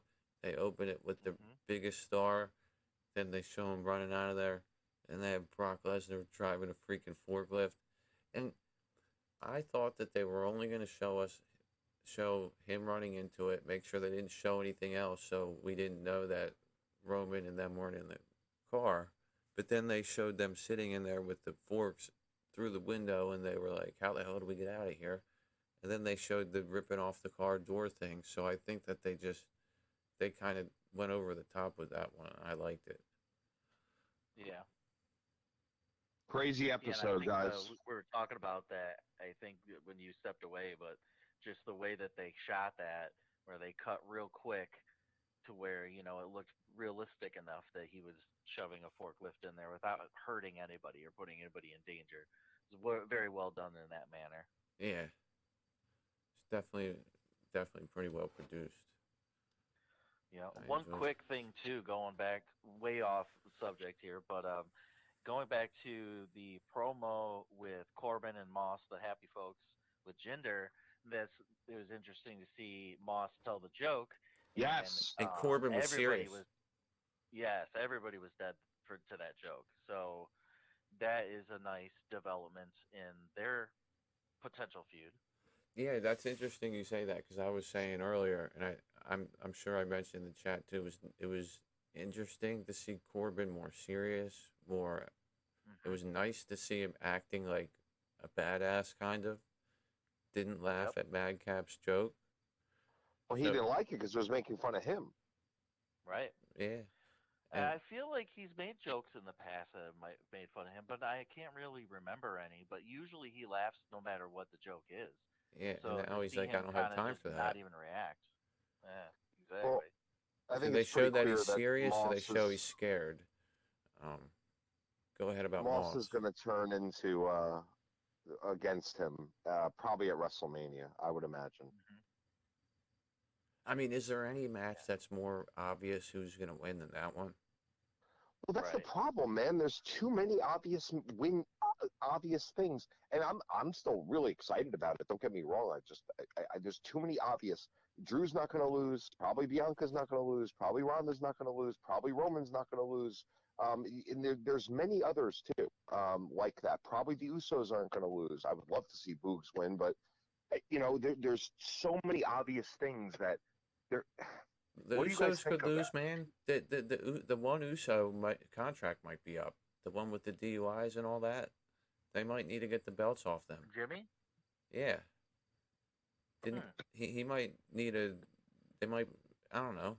I don't know. But I'm pretty sure it was like a year ago when he came back. Maybe Oh, he's getting ready to I mean, who the hell knows? And can I ask you guys one and thing? you have to There's no eventually with tag champions, you got to split them up so they can do something singles wise, or so you can see if they can do something singles wise. Um, Hmm. now, Can I ask you guys something? There's no way Cody Rhodes loses, right? There's no way in his first match. He's not going to lose to Seth, right? Which sucks. we see Seth lose Yeah, all the yeah. I time. guess. I mean, he's coming back as the face, so I would assume that he comes back with a win. Right? Yeah. They're not going to let him lose in his first match. Come on. No. No, I think if it's him and Rollins, he'll probably win. But whatever. I mean, I don't. That's probably like the least, other than the Mysterios match. That's probably the one I care about the least. Just because It's got it's the least influence on things. yeah, and there's no build to it. Well, all it is freaking Seth has no opponent, and then we've all been sitting here for a month knowing that Cody's eventually going to go to the WWE, and then he finally like you know what I mean? It's just he Cody himself didn't even take the time to go to Raw or anything and be like, you know what? Instead of being egotistical and making my first appearance on WrestleMania Sunday, I'm going to go to Raw and do what's better for the company and build this feud so the match actually freaking matters. Yeah, right. I mean, they still have 2 weeks to do it, though. Yeah, but like I said earlier, that somebody has a hold of his travel plans and he has no bookings going anywhere except Dallas, Texas on WrestleMania Sunday. Well, how are the ticket sales looking right now for WrestleMania? They're, I heard good. I think they're I like heard, 10,000 short on each night or something. Maybe, yeah, so I they're feel like basically sold out. but that if was they're as of last struggling, then they weekend. might throw Cody out early. But I feel like if they got the tickets sold, then they'd probably hold off and let Cody do his thing, first on WrestleMania. Yeah, because like we said, there was probably people who checked in on Raw because they thought Cody might have came in this past week. Hmm. There's going to be people that are going to watch WrestleMania just for that. Hmm. I'm not watching it just for that. I honestly don't care. I'd rather. I just wish that it was never a. Is he coming? Is he not? Let me report this, which is false, and say that it's real, because that's what so many different um, wrestling news places were doing. Who the hell cares? Just wait for whatever actually happens to happen. Yeah, but that's the fun part, though, for a Yeah, lot of people is the speculation, isn't it? You know, yeah. especially when it comes to wrestling, there's so many possibilities. I mean, we're Mhm. all fantasy bookers too. A lot of fans of wrestling. We're running the possibilities through our head, and so having to wait for Cody is really difficult for some people. They just have to know what is going on right now. What is the news? I know, Now he, and now he works for them. I think that's the problem. Though. I think that's why everyone's like, "Wow, how come there's no build to the?" A lot of times I'll hear people say, "Why is this happening? Why is that happening? There's no build to this. There's no story to that." But there is one. They're just not paying attention to it or not allowing the story to play out, or it's not the story that they want it to be. Hmm. You know what I mean? And sometimes it's like I said, at its simplest form, as long as two people, a babyface and a heel, have a reason to interact and have a reason to fight each other, and then they fight each other in a logical way and things progress that way, then that's like the bare minimum for what you want. And everything else on top of that's like icing on the cake. You can't really look at it that way because in 2022 we have so many different things that we pay attention to, but wrestling itself, that's what they're doing, you know? Mm-hmm. And so sometimes it's real exciting, sometimes it's not, because they got a million different things that they can do. Sometimes Vince wants to do one thing, which is what we like. Sometimes he wants to do something else, which is what some other group of people like. Sometimes nobody likes it. I mean, I just wish, and Matt, I know you brought this up before, that they had said to Pat McAfee, not you have to apologize, but you know, if you don't want to apologize, then if you do not beat Austin Theory at WrestleMania, you lose your job. I mean, people would be really into that match, emotionally invested in that match if that was the stakes. Like, I would be freaking out. Yeah, I was hoping for that too. I don't know I why. feel like that might just be a little bit of our old school mentality, you know, And because if you pink think slip on about it, pole. during the Attitude Era, that's half the matches at pay-per-views was your job's on the line, or you know, this or that, your girlfriend's on the line, this or that, your Right. wife's on the line, you know, this or that is on the line. You know, they don't raise the stakes like they used to, and I think we appreciate that. We can see, oh, cool, you know, we like put his job on the line. Why not? You know, we know you're not going to take away his job, but hey, it's more entertaining if you do, if you say it. Right, but then there's that piece of doubt, like, oh, like in real life, is Pat's contract running out, and this way of writing him off, and you know, will he lose? You know, to do that, you know what I mean? Like, you don't really know the behind the scenes, so I would still be thinking, like, yeah, Pat's not going to lose this match. They're not going to take his job away from him. But in the same respect, I'd be like, maybe his contract's done, and we don't know. You know, that sort of thing. Well, it reminds me of KO when his contract was coming to an end, and you know, it was very physically visible during his promos and his matches. He seemed almost like he was out of it, and a lot of people were speculating, well, oh, his contract's coming to an end. I wonder if that's what's affecting it, and you know, so we'll put those connections in our heads, being fans, thinking, oh, you know, is there some kayfabe answer or reason, or is there some real life reason where they might be leaving? You know, so it's great to guess and hypothesize and you know come up with different theories as to what the reasons are why things happen in wrestling, because we truly don't know in the end, you know, unless you know the Undertaker makes a special 25 years later about it, and now we know the truth because that's not what happens in professional wrestling. I need, before we go really quick, I need to know, me and Matt were talking about this, and Kyle, I'd love for your answer.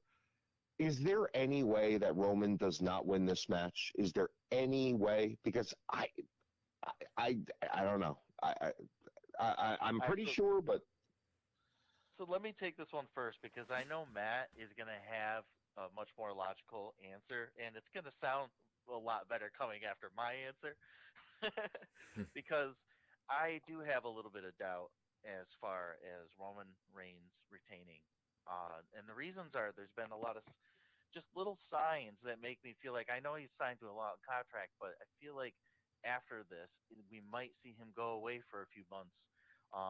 Maybe it might be for real life reasons. Maybe it just might be he loses his titles and write him off. But I mean, the reason I'm thinking that is because I remember specifically in a a promo he was rolling a couple months ago where he said something about, and I might not be around here much longer, and it seemed a little bit underneath his breath at the time. But it really caught my ear when I heard it, and I was like, "Oh, that's interesting. I don't know why he would say that."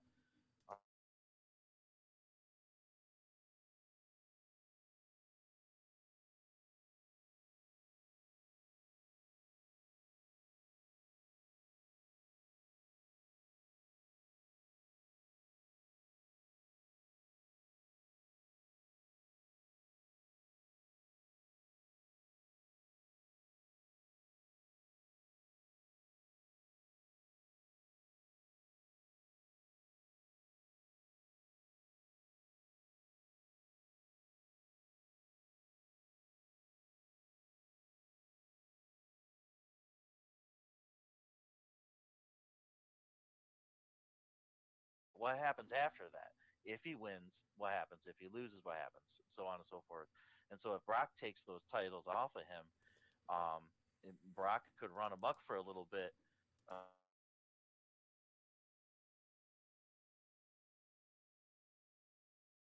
Honestly. Matt? Well, I mean, it certainly could. Like I said, at the end of the day, anything that I think or I know or that the next person thinks or knows or that somebody in the Brock and Roman themselves know going into that match could change. If Vince McMahon had a bad meal, has a stomach ache, might make a decision differently. That being said, that now that we know that, we obviously all know that, so that's a cop out to just say it could be anything, right? So, and I've said this before, Roman Reigns has been created 100% by Vince McMahon. He waited out having him a babyface and everybody hating him. He built him up into the Universal Champion. He's been mowing down every single opponent they put in front of him, whatever way possible, whether it's by cheating, whether it's by this or by that. He's beaten Goldberg, even though we don't like Goldberg, and he's, you know, Roman basically old yelled at his ass when he choked him out in Saudi Arabia, and hopefully that's the end of him. But my point is, he's a WWE creation. Brock Lesnar is not. He came to WWE and said, fuck WWE, I want to go play football. Then he wanted to play MMA. He's married to Sable. He's on a contract where he gets paid by the match, by the appearance. If he were to win this match, they'd have to continue to pay him every time he's on TV, holding the #1 belt they have. And the whole reason they took the belt off of him and let Drew McIntyre beat him was because they were sick of having a champion that never came there. Now, right now, like when you listen to his interviews on Pat McAfee or that other show that he was on recently, I say, I'm doing this because I like doing it. It's not just for the money, but what he doesn't specify what he likes doing. He's not saying I came back to work a full-time schedule because I like it and I'm going to win the championship and then carry the whole company on my back. Maybe he's doing what he's doing that he likes is going in there for Vince McMahon and being a babyface now rather than a heel and helping build the super heel that Roman Reigns is and that is going to continue to be. Because otherwise, I heard the same promo you were talking about when he says, I don't know how much longer I'm going to be around here. But I think that's just a thing you say that's like, no matter how much longer I'm around here, I'm going to beat whoever's ass is in my way. Because at the end of the day, nobody knows how much longer they are around anywhere. But to your point, there could be foreshadowing there. You never know. That's just what I'm choosing to chalk it up to. The other thing about him getting personal with his hometown crowd at the house show happens everywhere with every wrestler who's in their hometown. I just went to a house show a week ago in Allentown. Riddle's from Allentown. They pulled RK Bro from the tag match, which was originally scheduled. Riddle was the first match, first person to come out. They played his music on loop for like 15 minutes. He must have slapped hands with every single person that he could reach from every point. And then after he cut a promo at the end, Riddle barely ever cuts promos, and he did it not in the stoned character. So that's just an example that the superstars, it's important. You know, he's in his hometown and people love him when he's used to having to,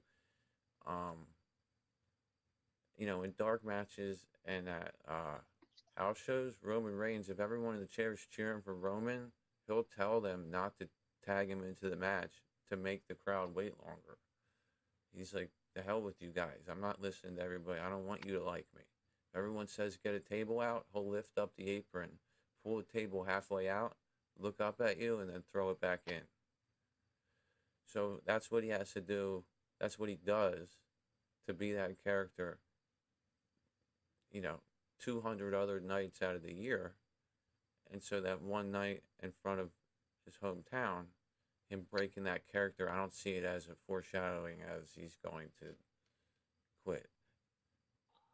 I mean, look, he's a huge character. They just said it tonight, 564 days or whatever it is.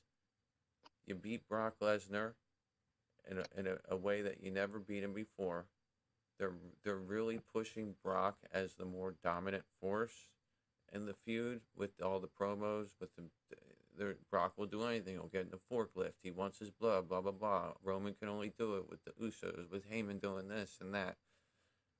They're gonna. That's what they're leading us to believe, and they're putting it. That's how they're putting it in question. Because otherwise, it is obvious, right? And I just think that that's what's going to happen. I do not see them throwing away the 564-day reign of Roman Reigns for anybody unless it's somebody who they created and then they can build up more because of. Because they already had the Undertaker streak, 21-0 at WrestleMania, and Brock took that. So unless Brock is the one that Vince sees as his meal ticket, I don't see Brock taking this too. It's funny you say that right at the end, because that's literally the third reason that I forgot that I wanted to say is that Brock is kind of a breadwinner right now for him, and so I thought maybe that would be a reason why they would have Brock win, because he's drawing in so much for them. But I love your perspective because you are at live shows and you're definitely in the know a lot more than I am. And so I highly appreciate talking to both of you guys, and that, in fact, because I've never been to a live event, to be honest. I've never had a chance to go to a live event, and I haven't been paying attention to wrestling in a long time, and I'm playing a lot of catch up right now, doing a ton of trying to catch up with everything, but I'm completely immersed in it. I love talking to you guys. It's been a pleasure for me. Your experience is great, and it really helps me see things in a different way, and gives me a little bit more insight into the business too. Yeah. This has been a lot of fun, guys. Thank you. It's been good talking to you guys tonight. Thanks for joining me, It's Kyle. a good show. It's a really good show, it turned out to be. And hopefully we can get more people watching. And Kyle, maybe we could do it, all three of us again next week after SmackDown, or one night after Raw. Obviously, if Matt's schedule allows it, or whatever. Yeah, I won't be available every single Friday, but usually most Fridays I am. So if I am available, I'll definitely be popping in. Hopefully one of these days I'll have video, so I can, because I'm on my computer right now, I can just call in on my headset through a calling app. But eventually I'll have video too, and then that way we'll all be in the feed together video. Yeah, the other thing you can do is I can just email you a link, and you can join in just like it was a Zoom meeting. Perfect. If you want to, but yeah, and you don't always have to stay on here for an hour and a half or whatever, almost 2 hours like we have been. But this was just fun. This was like friends talking, and I think if anyone listens to this, there will be some people that will listen to this and find it, but they got to get past like 30 minutes of not hearing me though. Yeah, well, you could edit that though. You could just start. I'm gonna have to edit it, cut that out, and then repost it, just for me. This is good conversation between, three, I think pretty intelligent people, maybe minus myself too, at least. So thank you guys. This has been wonderful. Don't give us all that much credit now. Yeah. Let's have a good weekend and a good Raw on Monday. And I'm excited for everything that's upcoming. This is going to be awesome. This next year is going to be awesome of wrestling. Yeah, I think definitely.